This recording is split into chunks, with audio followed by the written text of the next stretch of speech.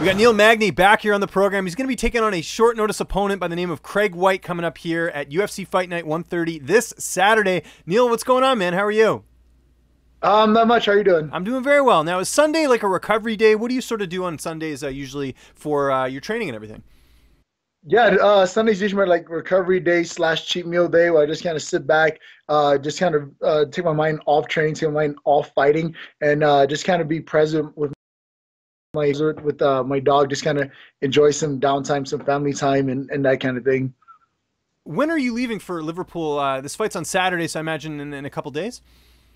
Yeah, I'll be leaving for Liverpool on Tuesday afternoon. Nice. Well, that'll be cool. So let's go all the way back to, you find out about this matchup. You're fighting Gunnar Nelson. Gunnar Nelson's out. Were you worried at all that this fight might not take place? Because I know it's tough to get an opponent these days. Yeah, I mean, to tell you the truth, I was up until literally last Thursday. I was like, well, you know what, this fight's not gonna happen. Like, I've been jumping through hoops trying to make it happen.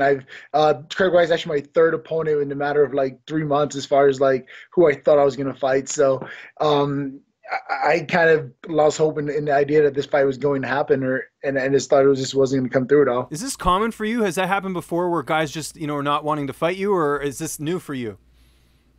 I think it's a pretty common thing. I mean, the sad thing is like guys are very vocal on social media and when cameras are on them, but in reality of it, when it comes down to it, like they have managers and coaches that are making decisions for them, and it makes it difficult to actually get a fight. I mean, last year, for example, I was injured. You had every single welterweight who wanted to fight was calling me out at their fight. As soon as I was available and I'm not injured anymore, none of these guys are nowhere to be found. Like, oh, I'm busy. Oh, I'm booked. Oh, I'm taking a couple months off. Oh, I'm recovering from this injury. So that part was a bit frustrating because these guys are out there running their mouths. They're saying that they're ready to fight. They're saying that I'm the one that's holding it up. In reality, what's really going on is they're the ones on social media, but their managers and their coaches are making the calls whether or not they fight or not. Yeah, it's certainly a weird climate right now with the whole sport and managers and fighters getting involved on social media. I wanted to ask you about Jorge Masvidal. What happened there? Because it looked like you guys were going to fight. You agreed to, I think, more weight, and then it just didn't end up happening. From your perspective, why didn't that fight happen? So like I said earlier, I mean, I'm not one of those guys who's going to say something on social media and not actually go to the source and try to make it happen. I literally saw that he reached out and say he wanted to step and take the fight. Like, sure, absolutely, let's fight. And he said, well, I'll do it if it's like catch. I'm like, whatever, it's an easier day for me. I don't have to cut weight. Let's just do the 180. And reality of it is UFC said no. UFC said the only way Masvidal is willing to take the fight if it's at 180. And the UFC just didn't care to make a fight, a catch weight fight at 180. So they said no. And that's what it boils down to. I mean, he's running around telling people that I was afraid. I'm ducking him. I didn't want to fight against him. I was like, dude, are you kidding me? I get to slap a guy who I don't like and don't have to cut weight to do it. Like that's a win-win for me. So at the end of the day, what really happened is UFC shot it down because Masvidal wasn't willing to do it at 170. Did you not like him before this whole situation came up, or did this just come about, you not liking him because of the situation? I shouldn't necessarily like the guy. I just don't like the way he carries himself. Like he's out there portraying one image. In reality, he's not that way at all. I mean, I've met the guy in person on several occasions, and it's always like, "Oh, hi, buddy, how you doing today?" and that kind of thing. But then he'll turn around on social media and you put a camera in his face, and he becomes this big tough guy on social media. And that's the thing I don't like about the guy. I mean, you can't act one way when you see me in person, act completely different when you're on social media. I mean, it's just who are you really? I mean, if you're one way, be that way 24/7. Don't pretend to be a particular way when cameras are on you and you're on social media, and then be completely different when you see me in person.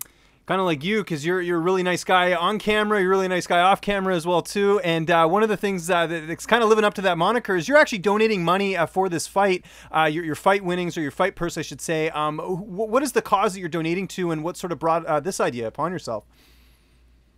So my wrestling coach, Lester Bowling, well, my former wrestling coach, Lester Bowling, he has some friends from college who had a daughter who's going through some pretty severe medical issues right now, and the thing that she's battling with, a lot of doctors and researchers don't necessarily give young children who are dealing with this disease a long like window of opportunity to live it or whatever. So of course these parents are doing whatever they can in order to get the hair care that this girl needs, get the treatments that this girl needs, whatever it may be to give her a fighting chance of survival and allow her to live a healthy life. So initially when Leicester reached out to people, he's like, hey, let's just get the word out there. Let's get the community involved. Let's try to fundraise for these people so that they're able to get the care for this little girl. And I was like, you know what? Let me take a step further. I mean, I'm involved with a lot of charities, and I'm constantly being the guy on the other end, asking people to open their wallets, open their hearts, and give to a good cause. Why not be the guy to actually step up and do it? I mean, I know some people aren't able to contribute a large amount of money, but as a group, every small bit that someone's able to give counts. So rather than sitting back and just asking everyone else to do it, I wanted to actually step up and be the guy that's actually giving generously as far as like the amount or what I'm able to do financially to help this little girl out and really show people how a community of people can come together and help someone for a great cause. Good for you, man. And we'll certainly, plug those links at the end of this interview. I really want to get people involved in that as well. And you got a wedding that's coming up soon too. So the fact that you're doing this while you've got a wedding to pay for really speaks to your character, Neil. I think that's really great. Let's talk about your opponent, Craig White here, 14-7 record. Did you have to look him up when they offered you this fight? How did this, how did you sort of assess your opponent?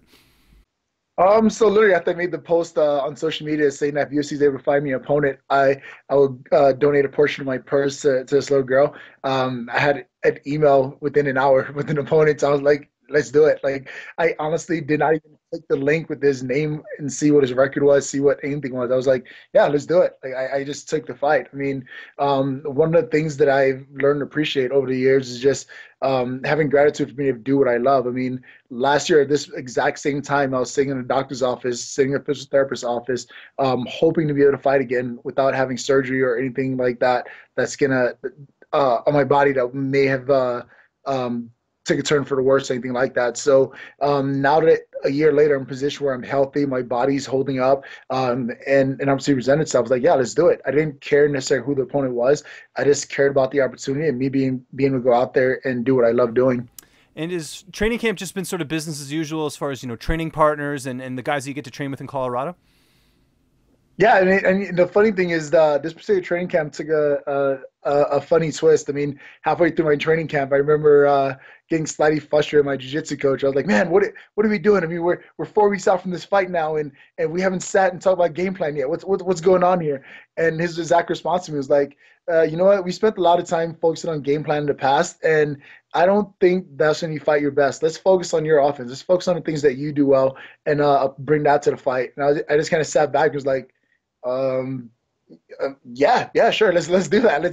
Let's focus on the things that I do well. And then that just kind of changed the whole mindset of my training camp. I wasn't worried about the things that Gunnar Nelson was going to do. I was just worried about the things that I do well and how I was going to incorporate that in the fight against them. So when the fight with Gunnar Nelson fell through, I wasn't too concerned about it because I wasn't particularly training for Gunnar Nelson anyway. So it wasn't going to be much of a change depending on who would have stepped up to take the fight. Interesting. Now, are you doing any cross training at all? I know in Colorado, I don't know what it is, but there's like a lot of like cross training going on, and there's not like a lot of rivalries. You don't see that often. I've talked to multiple fighters from Factory X and other camps that are going over to other gyms. Are you doing that at all, or are you just staying with your core guys? Yeah, I mean, I have the core guys that I train with at least 5-6 days a week, but every once in a while I'll pop in and go train with other guys in Colorado. I mean, my mindset with being with cross training is like I don't want to get to a fight and then have it not go my way and then think about afterwards like, oh man, if I would have trained with so and so, I would have got a better look for my fight, and it might have helped me get a different result. So I never want to have that excuse for myself. So I at least try to do it at least a couple of times throughout training camp, just get a different look, get a different feel, a different environment by going to a different gym, just so at the end of the day I go into the fight without any excuses. If it doesn't go my way, it wasn't because I wasn't prepared. I didn't do all the things necessary on my end. It wasn't my night. The guy was better than me that night, whatever it may be. But I'm not going to have the excuse of like, oh man, I should have done this. I could have done that. It's just, I was as best prepared as possible, and I thought I was going to win that fight. So there's no regrets there at all. I asked you this last time. I'll ask you again. What's going on with Brandon Thatch? I heard rumblings that the TKO, the promotion up in Canada, was trying to get him a fight or something. What's the latest on him that you can tell us from a teammate's perspective?